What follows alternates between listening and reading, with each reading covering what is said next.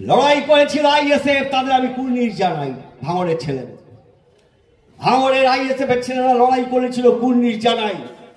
তারপরে তাদের হয়ে সিপিএম এর ছেলেরাও যেখানে যেরকম পেরেছে পঞ্চায়েতে তাদের সাপোর্ট করেছিল। লড়াইও সিপিএম এর ছেলেরা বিভিন্ন জায়গায় করেছে। আইএসএফ এর শক্তি বেশি ছিল, আমি মেনে নিচ্ছি।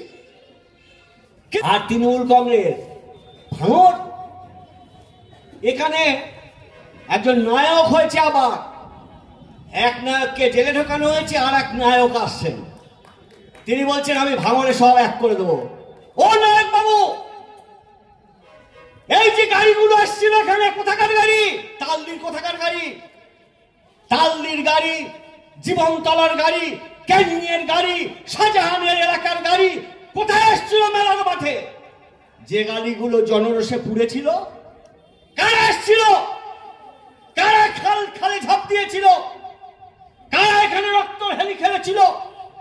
14 তারিখে তৃণমূলের পঞ্চায়েতের নমিনেশন দেওয়া শেষ হয়ে গেছে, সবাই দিয়ে ফেলেছে। তাহলে 15 তারিখে কেন রাজুকে আনলে? কেন হাটগাছা থেকে? রাজুর বউ বলেছে 5000 টাকার বিনিময়ে আমাকে আনা হয়েছে। এইরকম ভাবে ভারতে লোক এনে ভাঙড়ে রক্ত ছড়িয়ে গেল, সেই তৃণমূলকে আমরা চিনব না। লড়াই করেছিল আইএসএফ, তাদের আমি কুর্নিশ জানাই। ভাঙড়ের ছেলেরা, ভাঙড়ের আইএসএফ এর ছেলেরা লড়াই করেছিল, কুর্নিশ জানাই। তারপরে তাদের হয়ে সিপিএম এর ছেলেরাও যেখানে যেরকম পেরেছে পঞ্চায়েতে তাদের সাপোর্ট করেছিল। লড়াইও সিপিএম এর ছেলেরা বিভিন্ন জায়গায় করেছে। আইএসএফ এর শক্তি বেশি ছিল, আমি মেনে নিচ্ছি। কিন্তু লড়াই করেছে ভাঙড়ের জন্য, গণতন্ত্রের জন্য। আর লড়াইকে খতম করতে এসেছিল অভিষেক বাবুর নির্দেশে। এখানকার বিডিও ছিল, সে এখন চলে গেছে বাঁকুড়ায়, সে এখন চলে গেছে বাঁকুড়ায় চলে গেছে, বড়জোড়ায় চলে গেছে। আমি বড়জোড়া ছেড়ে বলছি, এক মাল গেছে ওখানে এক মাল গেছে। সে মাল যে কত মাল এখান থেকে কামিয়ে নিয়ে চলে গেছে সে আমরা জানি। ওই কি নাম, ওই লক্ষ্মী সরস্বতী কার্তিক বলে একটা নাম আছে, সে মাল ওখানে পালিয়েছে। কত টাকা খেয়েছে পুলিশের সঙ্গে লাইন করে, তবুও গণতন্ত্রের জন্য ভাঙড় লড়েছে। একটা বড় মাঠের লড়াই, এটা শুধু ভাঙড়ের লড়াই না। এটা যদি শুধু ভাঙড় হতো তাহলে আমরা দুহাত তুলে যারা ভাঙড়ে লড়াই করেছে তাদের সমর্থন আমরা করতাম।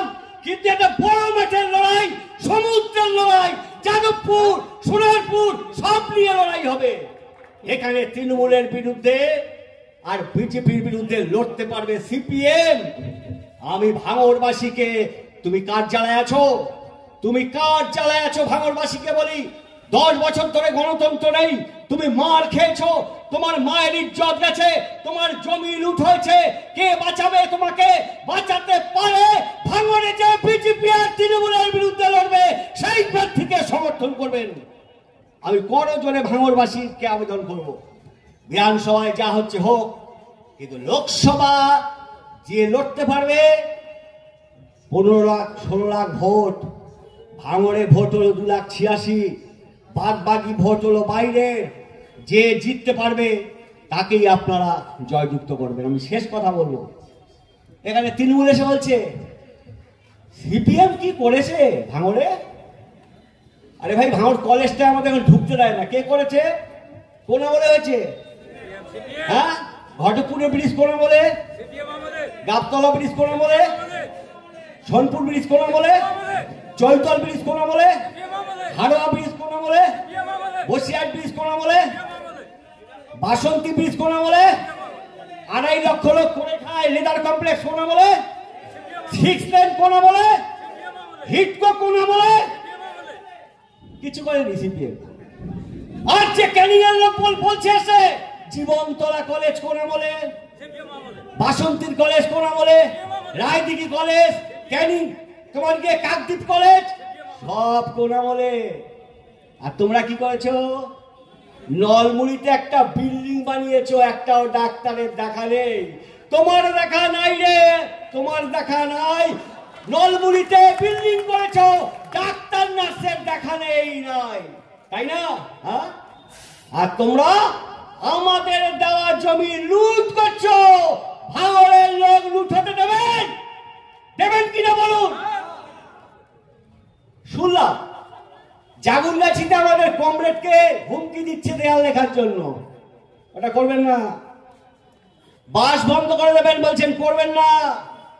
অতটা গুড়ে আনবোয়া নয়। পঞ্চায়েতে ভাঙড়ের লোক লড়েছে জীবন দিয়ে, ভাঙড়ের লোক বুঝতে পারছে তৃণমূল কি জিনিস, বুঝতে পারছে। সুতরাং ভয় দেখাবেন না, ভয় দেখালে এই উকিল সাহেব আমাদের সঙ্গে আছেন, অনেককে ঢুকিয়েছেন।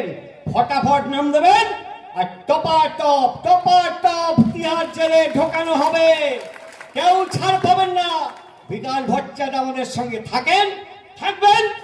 আমি আশা করি আপনারা বুথ ধরবেন না, লোক ধরুন। প্রত্যেক ভোটারের কাছে যান, যাদবপুর বাঁচাতে গেলে সৃজনকে জেতান। প্রত্যেক ভোটারের কাছে যান, কাউকে গাল দেওয়ার দরকার নেই, সবার কাছে বিনম্র অনুরোধ করুন। সবাইকে ধন্যবাদ, আদাব, লাল সালাম, নমস্কার জানিয়ে আমার বক্তব্য শেষ করলাম। সবাই বলুন তো একটু গাইড করে, ইনকলাব। আবার সবার মুখ বলছেন ইনকলাব।